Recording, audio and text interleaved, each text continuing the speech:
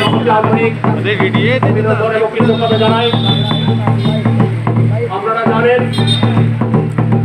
বিগত কয়েক বছর ধরে রূপপুর গ্রাম পঞ্চায়েতের অধীন কয়েক সরাসরি জঙ্গলে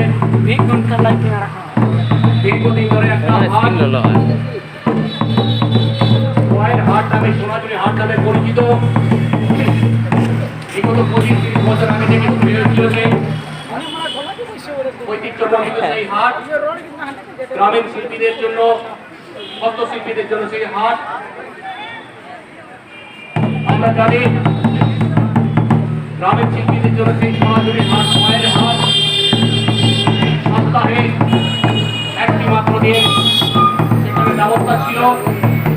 শুধুমাত্র শনিবার সপ্তাহের একটা দিন সেখানে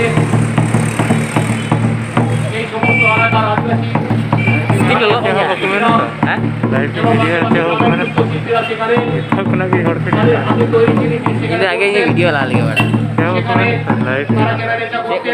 অধিকার মেনা ইᱧᱟᱹᱜ মানে ये तो কোনো রুলস বনা রুলস তো রুলস 30 বছর আগে সেখানকার রুলস তো রুলস ফলো হয় না সেই শনিবারের হাট।